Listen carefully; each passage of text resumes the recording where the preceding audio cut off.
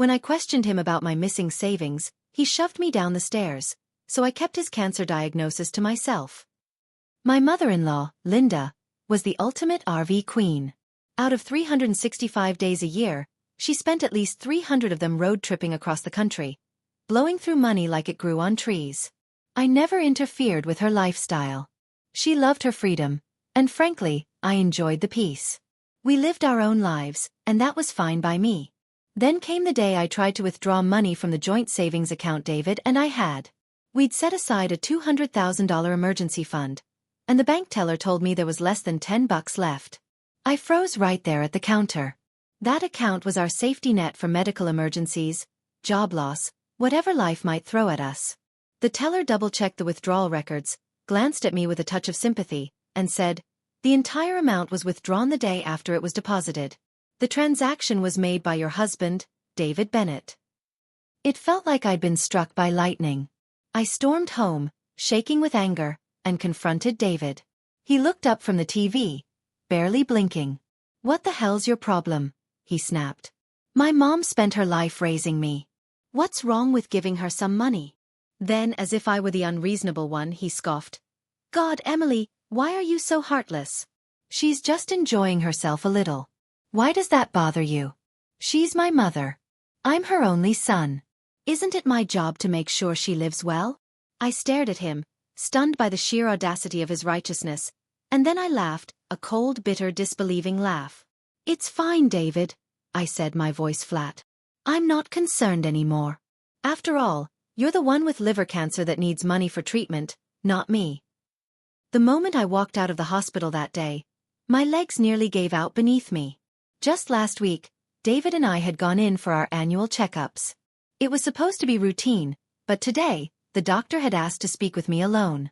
He set the file down, his face grave. "This is your husband's report," he said. "He's been diagnosed with late-stage liver cancer.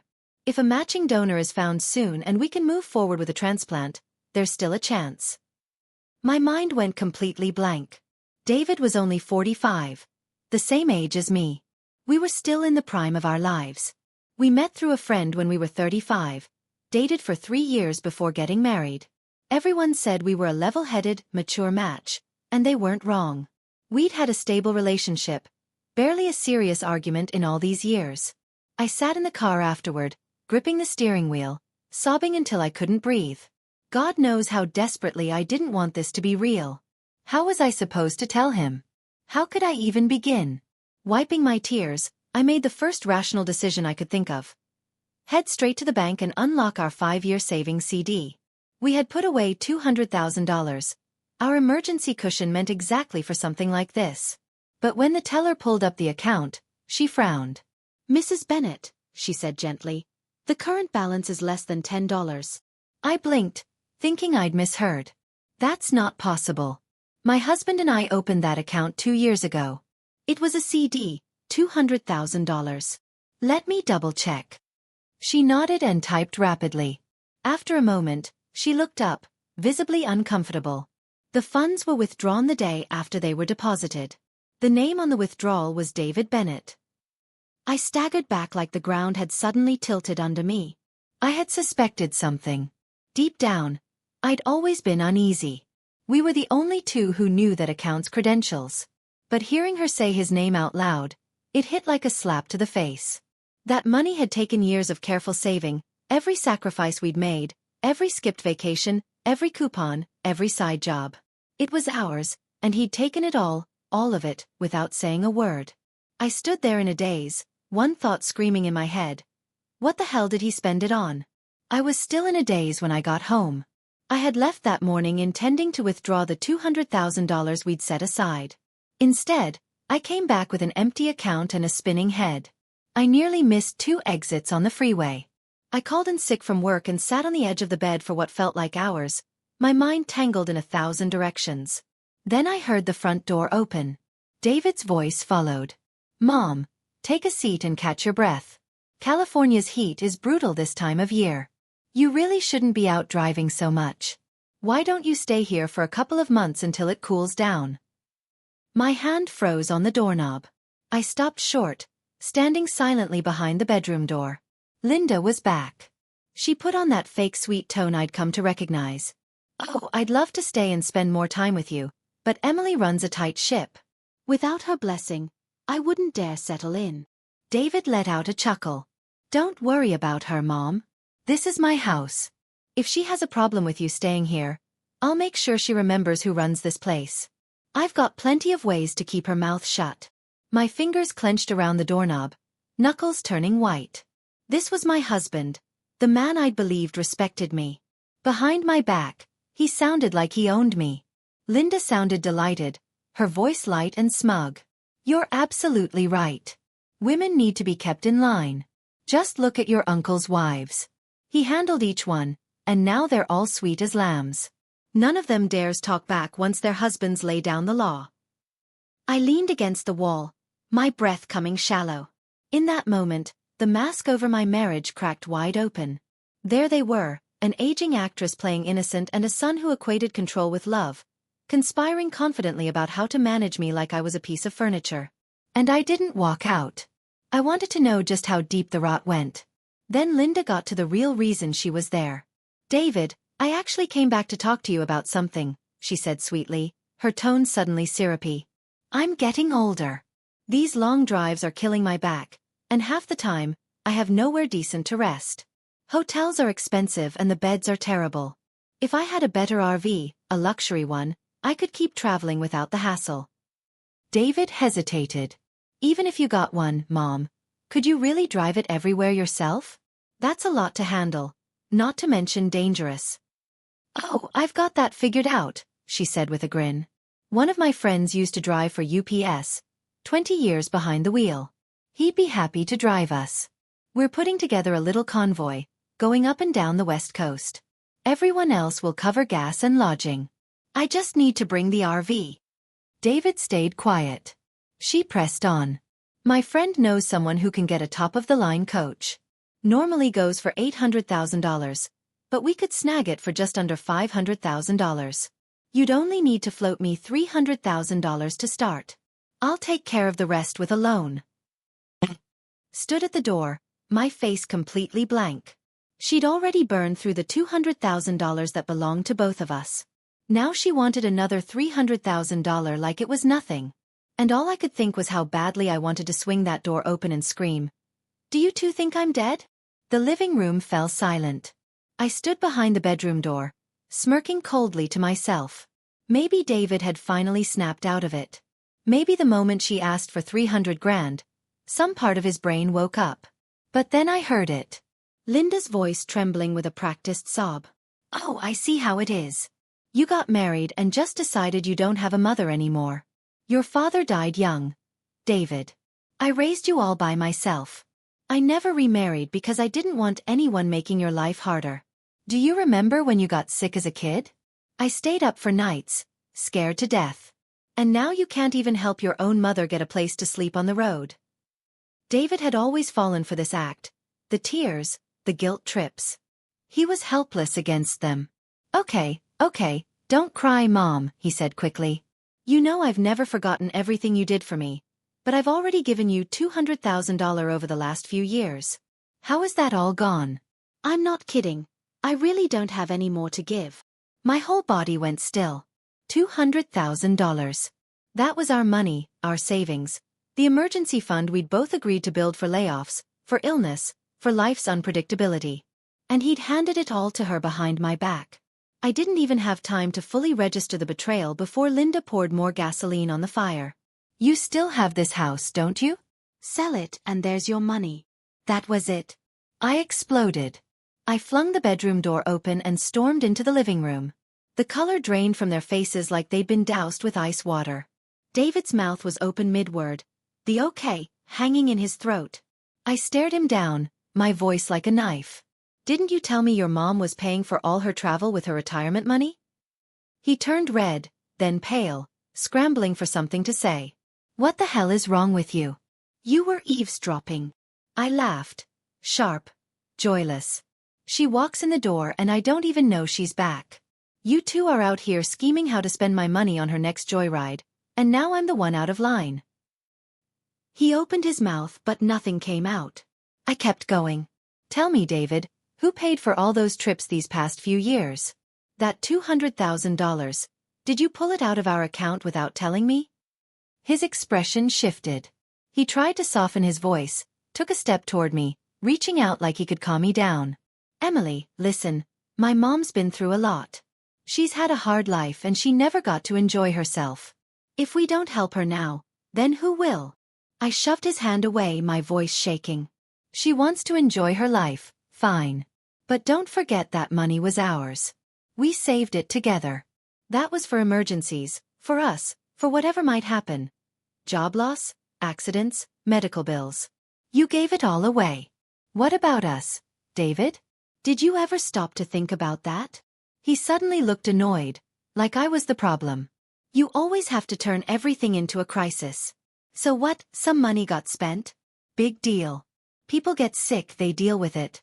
You act like every sniffle needs $100,000. Sometimes there's no cure. People die.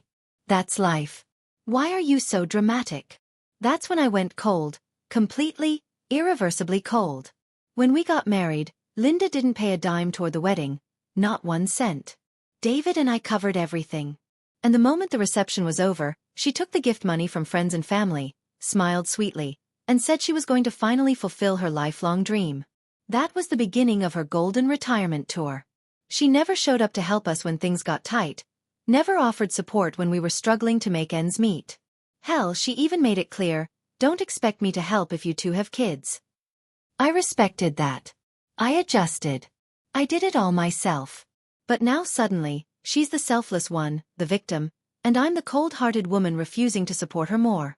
I stayed quiet, jaw clenched, and then Linda launched into full-blown martyr mode. Stop fighting, she sniffled. This is all my fault. I should have died already, then I wouldn't be a burden to either of you. I'll call my friends and tell them I'm not going. I'll get a job cleaning houses, washing dishes, picking up cans on the street. I'll pay you back. I shouldn't even be alive. I'd had enough. Every nerve in me snapped. Then call them right now. Don't just sit here whining about it. I have never met a mother as selfish as you. You live for yourself, and you leech off your kid to do it. You want to feel guilty? Then cancel your plans, get a job, pay us back. But don't you dare play dead in my living room like it's some kind of performance art. Linda froze, still clutching her phone like a prop in a bad play. She stood rooted to the spot, completely thrown off by my words. Call them right now. That one sentence pinned her to the floor like a nail through her shoe. Her performance had no place to go. Then, out of nowhere, she clawed her hair and collapsed onto the couch in dramatic hysterics. Fine. Let me just die then. Nobody wants me around anyway. My daughter-in-law hates me, and even my own son can't protect me. What's the point of living? I didn't blink. The couch is soft, Linda, I said coolly. You're not going to kill yourself on a pillow. The next second, David stormed in, his face twisted with rage. He grabbed the back of my hair and yanked hard, slamming me sideways and landing a slap so hard my left cheek exploded in pain. Apologize to my mother, he shouted. She only comes here a few times a year, and this is how you treat her? I pressed a hand to my burning face, stunned, but I held back the tears and hit back. Yeah, she occasionally visits because the rest of the time she's off blowing our savings on her little joyrides. David's voice climbed another octave. And what do you contribute, huh? Your salary next to mine? This house, those savings? That's mostly my money. I'll spend it however I damn well please. There was the mask, completely off. This wasn't the man I'd loved for 7 years. This was a controlling, violent, self-righteous narcissist. I stood tall. My voice was ice. We're getting a divorce. He stared at me like I'd just declared the end of the world. Over this? You're being dramatic, Emily. My mother scrimped and sacrificed her whole life, and now she wants a damn RV. That makes her the villain? She's not a maid. She deserves to enjoy her life. And you, what kind of cold-hearted monster leaves her over a few bucks? Linda jumped back in, switching masks yet again. No, don't divorce over me. If Emily needs me to apologize, I will. I'll endure anything, just don't split up. Her words were gasoline. David slammed the table. Fine. Divorce. Who the hell cares? I didn't respond. I turned around, walked into the bedroom, and locked the door behind me. From outside, I could still hear them. She's being ridiculous, Linda whined. You need to be more patient with her. David scoffed. Patient? She's trying to run this house like she owns it. You were right, Mom. Women like her need to be handled. Did you see her after that slap? Instantly quiet. She's just been brainwashed by all that feminist garbage. Thinks she's got rights now. I sat on the edge of the bed, breathing slowly. Not because I was scared, but because I knew one thing with absolute clarity. Walking out there and getting hit again would be stupid. Calling the police was the smart move. Domestic violence doesn't happen just once. It either hasn't started yet, or it already has. I picked up my phone and dialed 911. When the officers knocked on the door, both of their faces went pale. David's voice cracked as he opened it. Is something wrong? I stepped out, pointed to him, and spoke clearly. Officer, he hit me. I'm the one who called. David's face changed instantly. He tried to speak. You're insane. You called the cops. The officer cut him off with a stern look. Sir, drop your hands, step back. Two other officers approached and restrained him. Linda, of course, started weeping, clinging to one of the female officers. Please, officer. It's all a misunderstanding. Married couples fight. That's just how it goes back in our day. The officer raised an eyebrow, her voice firm and sharp. Ma'am, I don't know what your day was, but in the United States today, domestic violence is a crime. You hit someone, you answer to the law. At the station, David was still clueless. You guys can't be serious. So what if I hit her once? We're married, it happens. She deserved it. She disrespected my mother. What was I supposed to do? Let it slide. The officer turned to me. Would you like to press charges, ma'am? We can also issue a protective order right now. I didn't hesitate. Yes, I want to press charges. I'm not forgiving him. David's confidence cracked. Come on, you can't just arrest me like this. Don't we get to talk it out first? Then his voice changed, colder, darker. Emily, you really want to take it this far? You get me fired. You think your life's going to be any better? I met his glare with a calm smile. You're a government employee. Once this goes on record, you're finished. But whether you lose your job or not has nothing to do with me. I'm financially independent. Linda suddenly stepped in, her voice trembling. Emily, please, if you want an apology, I'll apologize. I'll get on my knees if that's what it takes. Just don't ruin my son's life. That was when I saw her for who she truly was. I gave a short, humorless laugh. What exactly have you been doing these last few years, Linda? Traveling? More like perfecting your acting. Her lips twitched. I was traveling. What else would I be doing? I raised an eyebrow. Then prove it. Get on your knees, say you're sorry, and wire me $100,000. Do that, and I'll sign the settlement. She bit her lip and started crying again. Pathetic. David growled. What the hell do you want from us? I replied slowly, clearly. You want me to sign off, fine. You apologize out loud in front of the officers. Then you write a full apology letter by hand. Big letters, real words. Read it to me when you're done. His face turned an ugly shade of gray. For a man like him, this was worse than being stripped naked in public. But he did it. Because he was scared of losing his job, of public shame. He bowed to me, a stiff 90-degree bow, and forced out, I'm sorry. Then, under police supervision, he wrote 2 full pages of apology. I also filed for a formal restraining order. The officers processed the paperwork on the spot. When we walked out of the precinct together, no one said a word. David didn't look at me, but his eyes burned holes in the back of my head. At the front doors, he hissed under his breath, his voice like venom. You're going to regret this, Emily. I didn't even turn around. I opened my phone, pulled up my lawyer's contact, and by nightfall, my divorce papers were already in the works. The night I left the precinct, I didn't pack much, just one suitcase. I went straight to my parents' house. I had already made up my mind. There was nothing left in David worth holding on to. That house. I'd never set foot in it again. When my mom saw the mark on my face, her eyes filled with tears. She reached out her hand, trembling as it touched my cheek. "Oh my God, Emily, he really hit you." My dad's face turned red with rage. He slammed his fist into the kitchen doorframe. "That bastard!" Acts all polished in public, but behind closed doors, he lays hands on my daughter? "He should have been cursed years ago." I gave them a faint smile, patted both their shoulders. "Don't waste your breath. That scumbag won't have much time left to enjoy anything." They froze, confused. I told them plainly that David had liver cancer.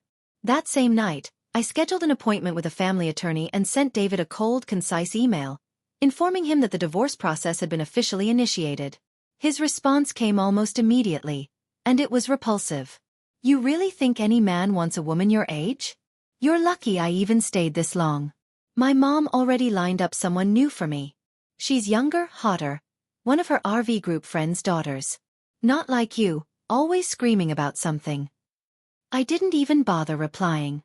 You're dying, and you're still trying to win some pathetic game of who's more desirable. A few days later, we met at the county family mediation center. David showed up wearing that same smug, greasy grin I'd once found charming. Linda was at his side, cool and collected, as if they had the whole thing in the bag. My parents flanked me like a pair of bodyguards. Their expressions were colder than mine. The negotiation started out smoothly, until we hit the topic of property division. The house had been purchased jointly, so by default, it should have been split 50-50ths. But when the mediator mentioned financial records, I slapped a folder down on the table. "These are transaction logs from the past 3 years, I said. "David withdrew nearly $200,000 from our joint account without my consent. Every cent went to Linda Bennett for her personal vacations and spending." David scoffed. "Oh, come on, don't make it sound criminal. She's old. I gave her money like any good son would. Ever heard of supporting your parents?" My dad exploded. "Support? That's what you call draining your household savings and leaving your wife with nothing? You think any judge is going to see that as filial piety?" My mom, calm and cutting, pulled out the domestic violence restraining order and laid it flat on the table. "This is a formal notice from the police department. If you refuse a fair settlement, we're more than ready to go public with the abuse charges. You want to keep your job? Think carefully." I turned and glanced at Linda. She finally dropped the act and muttered, "David, maybe just sell the house. It's not worth risking your job." David clenched his jaw so hard I thought his teeth might crack, but in the end, he caved. We reached an agreement. The $950,000 house would be signed over to me. There was still a $200,000 mortgage, but I agreed to pay an extra $50,000 upfront to even it out. That should have been the end of it. But as we walked out of the mediation office, David turned to me with a strange glint in his eye. "You went to the hospital the other day, didn't you?" I paused. "Yes, so. My mom had an appointment at her clinic. She saw you coming out of the oncology department." Linda chuckled like she'd just solved a puzzle. "I knew something was off. Your skin looked awful. Good thing you're divorcing her, honey. She would have dragged you right down with her." David nodded along. "Don't call me cold, Emily, but when the ship's going down, you jump. I'm not going to bankrupt myself over you. Don't call, don't ask." I stared at them both, then smiled. "You're right. Maybe I should cancel the divorce filing, huh?" David's face changed instantly. "What are you talking about? You're evil," he hissed. "You're seriously going to trap me just because you're dying?" Linda jumped in like her feet were on fire. "Come on, David, walk away. She'll just infect you with God knows what." They scurried off like rats. My dad watched them go, chuckling under his breath. Does he really think you're the one running out of time? Truth was, I had gone to the hospital that week. The doctor told me David's liver match had finally come through, but there was a 7-year-old girl critically ill, being evaluated for urgent transplant priority. I'd been torn. I didn't know what to do. But just now, watching the two of them, so smug, so inhuman, my mind cleared. I pulled out my phone and sent the doctor a message. "I withdraw my priority status. Please proceed with the child's transplant. As for David, let him wait. Let him rot however long he's got left. Every few days, David would eagerly drag me to the county office, rushing the paperwork for the house transfer. He wore the kind of smug, boyish grin that made you want to slap it off his face. "My mom's taking me on a month-long road trip," he announced like a teenager on spring break. "Marge and her daughter are joining us. Mom says it's the perfect chance for me and the girl to build a connection." I smiled and nodded. "Go for it, have fun. It might be the last time you get to travel so freely." His expression turned sour in an instant. He sulked through the entire appointment with a face like spoiled milk. Outside the deed office, he stopped short, turned toward me with an ugly squint in his eyes, and growled, "You're in a hurry to get divorced because you've already got someone else, haven't you? My mom was right. Women like you aren't worth trusting." I gave him a cold smile. "Sorry to disappoint you, David, but I'm not as filthy as your imagination." He sneered, teeth clenched. "Keep talking tough. Let's see how long you've got left to enjoy it." The next month, I lived in peace. The moment the house was in my name, I put it up for sale, listed at a cool $1 million. Meanwhile, David went full vacation mode. He took 2.5 weeks off work and spammed Instagram with pictures. Beaches, campgrounds, rooftop bars, hugging and kissing his new girlfriend like he was in a music video. The ink on our divorce wasn't even dry, and he'd already launched into his next chapter. Linda even messaged me directly, bragging that her son had co-signed a loan so she could finally buy her brand new RV. They were all set to tour the country. I replied simply, "Drive safe." But I couldn't help noticing David was starting to look off. His complexion was turning dull, jaundiced. His energy seemed zapped in every photo. Not surprising at all. The man had no idea he was sick. Without me there to monitor his diet, his rest, his vices, he'd gone back to late nights, heavy drinking, greasy food, chain smoking. The illness was finally catching up. When the day came for us to collect our final divorce decree, I brought an envelope with me. Linda showed up too, shooting daggers at me the entire time, like I'd single-handedly ruined their family legacy. After signing the last of the paperwork, I calmly handed the envelope to her. "This is last month's medical report," I said. "You're his mother. I figure you deserve to know." David snorted, still pretending to care. "It's too late for that. Even if you got down on your knees right now, I wouldn't look at you again." I nodded. "Perfect." Then I turned to Linda, my voice even and measured. "Let me know when the funeral is. I'll make a $200 donation." Her face twisted with fury. "What the hell are you talking about? I'm 66. I just had a full body checkup last week. The doctor said I'm in perfect health." With that, she tore the medical report to shreds right in front of me, then stomped on the pieces for good measure. I raised my eyebrows and spread my hands. "You misunderstood. I wasn't talking about you.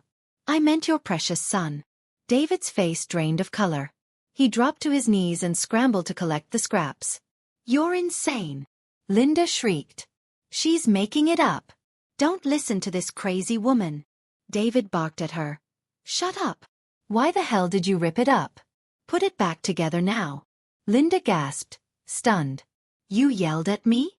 Her eyes bulged with disbelief. But David didn't flinch. "Stop the damn waterworks already. You're not a kid. You're exhausting." That was when I started laughing. There it was. He'd always known what a manipulative performer she was. He just didn't care until it cost him something. And now, with his back to the wall, he turned on her faster than he ever turned on me. Linda, who'd been so smug shredding the report, was now on the floor struggling to tape it back together while David hovered over her, barking orders like a drill sergeant. The more she slowed down, the nastier he got. Watching them tear into each other was almost therapeutic. Not sure if it was stress or his body finally collapsing, but as David hunched over the shredded medical report, he suddenly clutched his stomach and crumpled to the ground, his face ashen. I didn't stick around to find out. I slipped out quietly while chaos erupted behind me. From a distance, I could still hear Linda's shrieking echoing through the building. "David! Oh God, David! Don't scare Mama like this. Someone call an ambulance. My baby, you can't leave me, not now. Who's going to take care of me when I'm old?" "Me." I went home and treated myself to 2 heaping bowls of beef stew with a generous side of creamy mashed potatoes. I was halfway through my meal when the doorbell rang. My dad answered it, and immediately his face darkened. "Get out! What the hell are you doing here?" I stood and walked over, only to find David and Linda standing on our porch with gift bags in their hands and fake smiles plastered across their faces. My dad moved to slam the door, but Linda shoved her way inside, and David followed like a shadow. My mom rolled her eyes so hard I thought they'd get stuck. "What kind of soap opera is this?" David dropped to his knees in front of me like we were on some tacky reality show. "Emily, please take me back." "Let's start over," Linda chimed in, launching into her greatest hits collection of faux humility. "My son was a total idiot, and it's my fault for not raising him right. But couples fight, don't they? It's normal. He's really sorry this time. Can't you give him another chance?" But we weren't buying it. My dad scoffed. "That's your idea of parenting? Your son beats his wife, cheats her out of money, treats her like trash, and all you did was defend him? You want forgiveness? Show some damn sincerity." David saw an opening. He turned to Linda and shouted, "Come on, Mom, hit me. Do whatever you want, just help me make things right with Emily." Linda shut her eyes dramatically like she was summoning divine strength, and smack! She slapped David across the face. Then wham! She hit the other side for good measure. "You're supposed to cherish your wife, not hurt her," she shouted. "You think this is how a man behaves? Say you're sorry now." David held his burning cheeks, tears almost forming, and managed a pitiful grin. "I'm sorry. I really am, Emily. You've always been the center of my world. I was stupid. I didn't see it until I lost you. Please, I've changed." I let out a cold laugh. "No, you didn't realize anything because you lost me. You panicked because the girlfriend your mother picked bailed on you, and now you need someone to wipe your mouth and pay your medical bills. You're not looking for a partner, you're desperate for a free caretaker." His face twitched with rage, but he swallowed it, replacing it with the same pleading expression. "Emily, please think about all the good years we had. Remember that winter you were overwhelmed and I drove you around at midnight just to calm you down? I listened to you talk for hours. I'm not perfect, but can't you give me one more chance?" I tilted my head, watching him with a look sharp enough to cut steel. He really did take after his mother. Oscar-worthy performance. To be fair, if he'd been a total monster from the start, I never would have married him. But once we tied the knot, he changed. Whenever Linda was around, he turned into a spineless puppet, always siding with her, blaming me for everything. Then when she left, he'd come crawling back, full of apologies. I used to let it slide, told myself she didn't visit often, we didn't live together, it wasn't worth the fight. But every time I gave an inch, they took a mile. No, he wasn't here to make things right. He was just too sick, too abandoned, and too broke to find another sucker. If the roles were reversed and I were the one dying, he wouldn't even visit the hospital. Oh, he'd probably tell me it was karma. I smiled sweetly. "You're right, David. Everyone makes mistakes. Let me think about it overnight. I'll give you my answer tomorrow." His eyes lit up like he'd won the lottery. Linda stepped in, smiling with all 66 of her crow's feet. "Oh, Emily, sweetheart, don't take it so hard. My son's just not the best with emotions. He hit you that time because he loves you. You know what they say, if he's yelling, it's because he cares." I nearly choked on a laugh. Hitting means love, really? So I raised my hand and slapped David hard across the face. The color drained from his cheeks. He looked stunned. I smiled coolly. "Oh, come on, isn't that what you said? Hitting is love, right?" He clenched his jaw, forcing a smile, and even turned his other cheek. "Of course I don't mind." The desperation on his face was almost sad. Almost. They left soon after, faces still smiling but cracking around the edges. The moment they were out the door, my mom rushed over. "Emily, tell me you're not actually thinking about going back to that human trash heap." My dad crossed his arms like a retired general. "There's nothing to consider. We won't let you walk into that fire again." I smiled. Relax.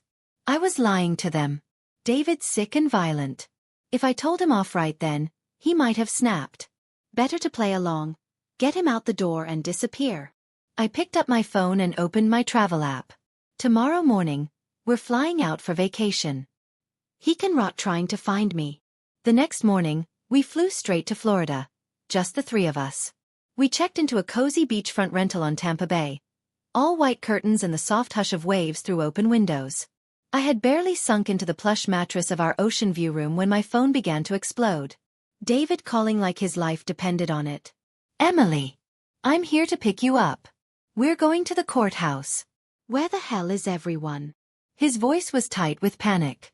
I replied lazily, "Oh, I'm on vacation with my parents." Thought it was time they saw the ocean. There was a long stunned silence on the other end.